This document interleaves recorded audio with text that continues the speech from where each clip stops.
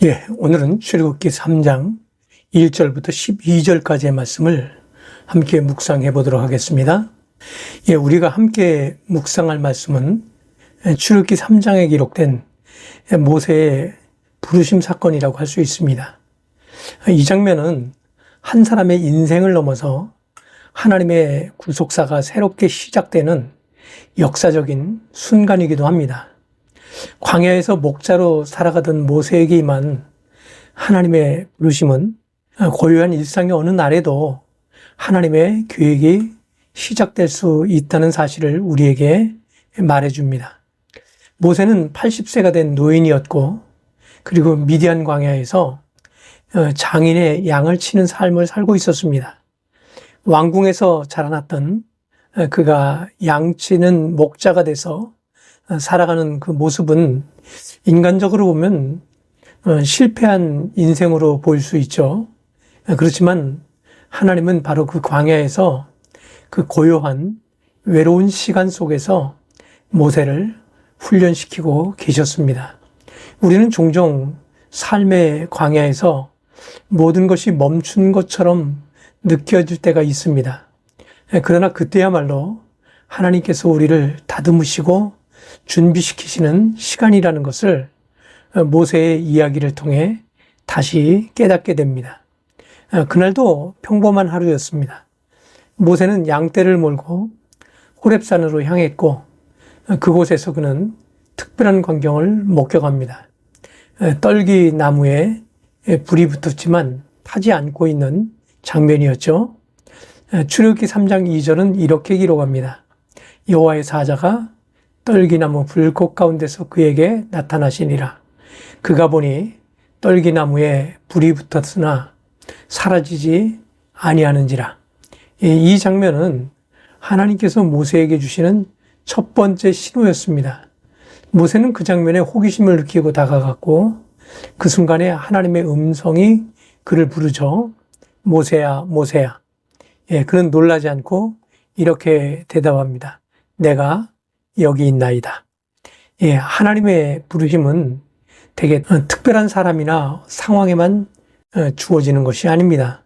오히려 우리의 일상, 우리의 광야와 같은 삶의 순간 가운데 찾아온다고 할 수 있죠. 중요한 것은 그 부르심 앞에 우리가 어떤 태도로 반응하느냐입니다. 모세는 내가 여기 있나이다 라고 응답했습니다.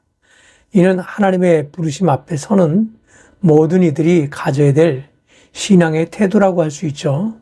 하나님께서는 모세에게 사명을 주십니다.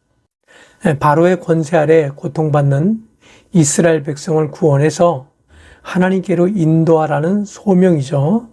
10절에 보면 이제 내가 너를 바로에게로 보내어 내 백성 이스라엘 자손을 애굽에서 인도하여 내게 하리라고 말씀합니다. 그러나 모세는 주저하죠. 11절에 보니까 내가 누구이기에 바로에게 가며 이스라엘 자손을 애굽에서 인도하여 내리이까. 그는 자신의 무능함과 부족함을 먼저 떠올립니다. 바로 이 점이 모세를 하나님이 쓰실 수 있는 사람으로 만든 조건이었습니다. 자신을 의지하지 않는 사람, 자기 힘으로 무엇이든 하려 하지 않는 사람, 하나님만이 의지할 수밖에 없는 그 낮아진 마음이 하나님 앞에서 귀한 그릇이 됩니다. 하나님은 주저하는 모세에게 이렇게 말씀하시죠. 12절에 보니까 내가 반드시 너와 함께 있으리니. 이 말씀은 오늘 우리에게도 주시는 약속이기도 합니다. 우리가 감당해야 할 사명이 아무리 크고 버겁게 느껴질지라도 하나님께서 함께 하신다는 이 한마디면 우리는 충분합니다. 우리의 능력이 아니라 하나님의 임재가 우리를 붙들고 이끄십니다.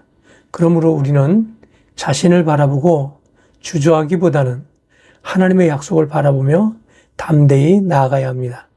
불타지만 사라지지 않는 떨기나무는 단순한 시각적 기적이 아니었죠. 그것은 하나님의 심판과 보호의 상징이었습니다. 하나님의 불은 타오르지만 그 안에 있는 떨기나무는 사라지지 않습니다. 마치 이스라엘 백성이 애굽의 고통 가운데서도 망하지 않고 보존되었듯이, 그리고 훗날 애굽의 10가지 재앙과 홍해 앞에서도 하나님의 보호하심으로 살아남았듯이 하나님의 백성은 어떤 환난 속에서도 지켜지는 존재임을 상징한다고 할 수 있습니다. 모세는 이 불꽃 가운데서 하나님의 전능하신 능력과 은혜를 목격한 것입니다. 또한 이 부르심은 모세 한 사람만을 위한 것이 아니었죠. 그것은 하나님의 언약의 성취를 위한 부르심이었습니다. 하나님은 아브라함과 이삭과 야곱에게 약속하신 말씀을 기억하시고 이제 그 언약을 이루시기 위해서 모세를 부르신 것입니다. 하나님의 부르심은 늘 그분의 언약과 연결되어 있습니다. 하나님은 잊지 않으시고 반드시 이루시는 분이십니다. 그러므로 하나님의 부르심에는 반드시 뜻이 있고 그분의 뜻을 따라 순종하는 자에게는 하나님의 역사가 따르게 됩니다. 하나님은 오늘도 부르고 계시죠. 우리가 어디에 있든지 어떤 환경에 있든지 하나님은 우리가 내가 여기 있나이다라고 응답하기를 기다리십니다. 그 부르심은 특별한 준비가 되어 있을 때만 임하는 것이 아니라 오히려 광야 같은 인생 가운데서도 양을 치는 평범한 삶의 자리에서 임합니다. 그리고 하나님은 여전히 우리에게 말씀하십니다. 내가 반드시 너와 함께 있으리라. 우리는 두려워할 필요가 없습니다. 우리의 과거가 어떠했든 현재의 환경이 어떠하든 하나님의 부르심 앞에 순종할 때 하나님은 우리를 통해서 그분의 뜻을 이루십니다. 그러므로 오늘도 주님의 부르심 앞에 우리의 삶을 드리며 고백하시기 바랍니다. 주님, 내가 여기 있나이다. 하나님은 그 고백 위에 능력을 부으시고 함께 하시며 우리를 통해 놀라운 구원의 역사를 이루어 가심을 항상 기억하시는 여러분 되어지기를 주님의 이름으로 부탁을 드립니다. 감사합니다.